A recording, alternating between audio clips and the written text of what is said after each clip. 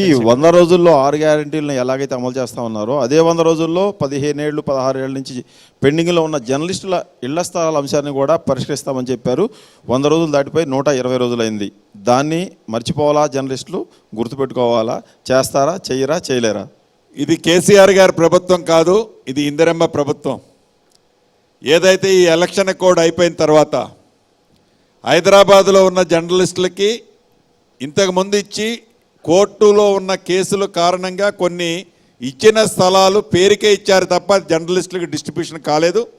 Election code అయిన మరుక్షణం ఏవైతే కోర్టులో కేసు పరిష్కారమైన ఇళ్ల స్థలాలను ఇమ్మీడియట్లీగా జర్నలిస్టు సోదరులకు ఇవ్వటమే కాకుండా హైదరాబాద్తో పాటుగా జిల్లాలలో ఉండే జర్నలిస్టులకు కూడా ఏదైతే జర్నలిస్టులు అంటే చాలా పెద్ద లిస్టు ఉన్నది, దాన్ని జర్నలిస్టు సోదరులే ఫైనల్ చేసి ఫస్ట్ ప్రయారిటీ సెకండ్ ప్రయారిటీలా పెట్టి చేస్తే ఫస్ట్ ప్రయారిటీలో డిస్ట్రిక్ట్ హెడ్ క్వార్టర్లో కూడా ఇద్దామని గౌరవ ముఖ్యమంత్రి గారు జర్నలిస్టు సోదరులు కలిసినప్పుడు చెప్పడం జరిగింది.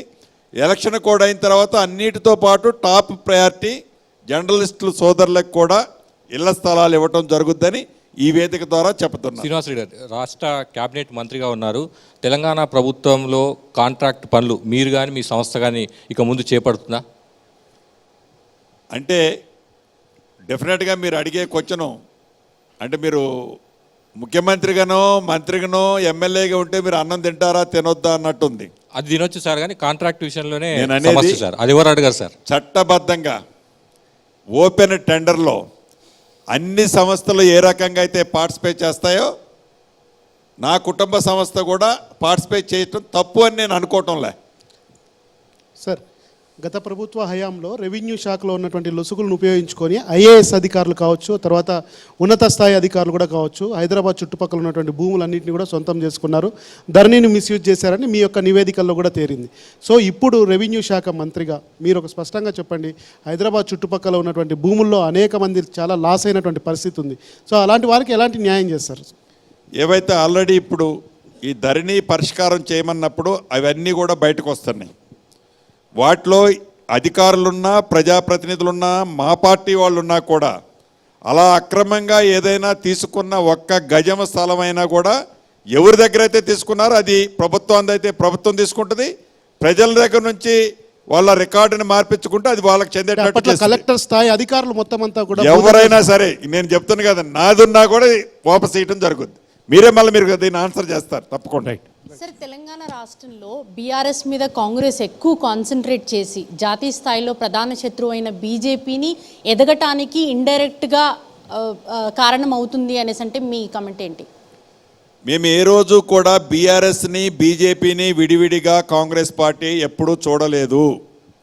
మొదటి నుంచి కాంగ్రెస్ పార్టీ బీఆర్ఎస్ బీజేపీ రెండు ఒకే తాను బట్ట అని మేము చూసాం. భవిష్యత్తులో కూడా వీరిని విడివిడిగా చూడటం లేదు. మేము బీఆర్ఎస్ని ఫోకస్ చేసి బీజేపీని వదిలేయటం, బీజేపీని ఫోకస్ చేసి బీఆర్ఎస్ని వదిలేసేది ఉండదు. ఈ రెండు పార్టీలు మాకు సమ దూరంలోనే ఉన్నాయి.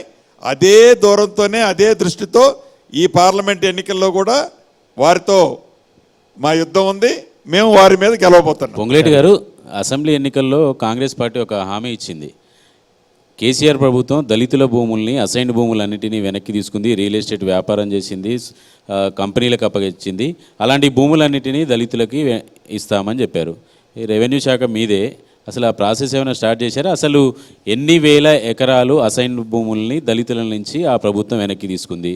మీరు ఎప్పుడు వాటిని మళ్ళీ దళితులకు ఇస్తారు?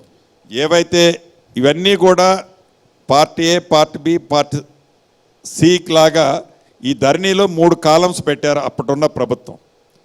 ఈ ఏబీసీలోకి సంబంధించి ఏదైతే డిస్ప్యూట్ ప్రాపర్టీస్ క్రియేట్ చేశారో, ఏదైతే మ్యానిపులేట్ చేసి లేకుంటే లాక్కున్నారో, వీటన్నిటినీ వీటిలో ఇప్పుడు ఐడెంటిఫై చేస్తాం. ఆల్మోస్ట్ ఎండ్కి వచ్చింది. ఇది అయిపోయిన తర్వాత వాటి మీద పాలసీ మ్యాటర్ ఏదైతే మేము పార్టీ హామీ ఇచ్చిందో ఎన్నికల ముందు, దళితులే కాదు దళితేతరుల దగ్గర కూడా లాక్కున్న భూముల్ని వాపస్ ఇచ్చే కార్యక్రమం డెఫినెట్గా ఉంటుంది. పొంగులేటి గారు, హైదరాబాద్ అనేది తెలంగాణకి ఒక మనీ లాంటిది. సో ఎప్పుడైతే కాంగ్రెస్ గవర్నమెంట్ వస్తే డెవలప్మెంట్ ఆగిపోతుంది, ఇన్కమ్ జనరేషన్ అంతగా ఉండదు అనే అపోహలకి మీరిచ్చే సమాధానం ఏంటి? ఫ్యూచర్లో హైదరాబాద్లో ఇంకా ఎలాంటి డెవలప్మెంట్స్ మీరు ప్లాన్ చేస్తున్నారు? చాలా వ్యాలిడ్ క్వశ్చన్. డెఫినెట్గా హైదరాబాద్ అనేది తెలంగాణ రాష్ట్రానికి గుండెకాయ లాంటిది అన్ని రకాలుగా. ఏదైతే గౌరవ ముఖ్యమంత్రి గారి ఆలోచన కానీ క్యాబినెట్ ఆలోచన కానీ ఒక్కటే, మూసీ నదిని ప్రక్షాళన చేసి మూసీని అద్భుతంగా, అంటే ఎవరో ఊహించని, అది మూసీ అంటే ఒక మురికి కాలువ కింద ట్రీట్ చేసిన గత ప్రభుత్వం, దాన్ని అద్భుతంగా ట్రీట్ చేయటమే కాకుండా మెట్రో రైలు, అదే రకంగా ఫార్మాసిటీకి సంబంధించింది ఒకేసారి కాకుండా 3-4 ప్లేసెస్లో సరౌండింగ్స్లో RRR పక్కన ఇచ్చే విధంగా డెవలప్మెంట్ యాక్టివిటీస్లో ఏదైతే మనం చూసాం, గత ప్రభుత్వంలో ఏవైతే సెంట్రల్ గవర్నమెంట్ నుంచి క్లియర్ కావాల్సిన కానీ ల్యాండ్స్ ఉన్నాయో, అది ఏవైతే ల్యాండ్స్ డిఫెన్స్ ల్యాండ్స్, వాటిని ఈ ప్రభుత్వం వచ్చిన తర్వాత క్లియర్ చేయించుకొచ్చి వాటికి కూడా ఫౌండేషన్ స్టోను గౌరవ ముఖ్యమంత్రి గారు వేయటం జరిగింది.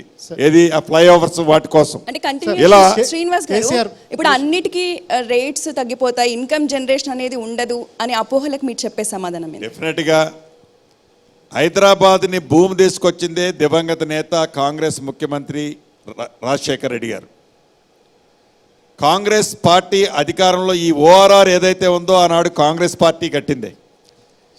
ఏదైతే ఈనాడు RRR కూడా కాంగ్రెస్ పార్టీలోనే పూర్తి కాబోతుంది.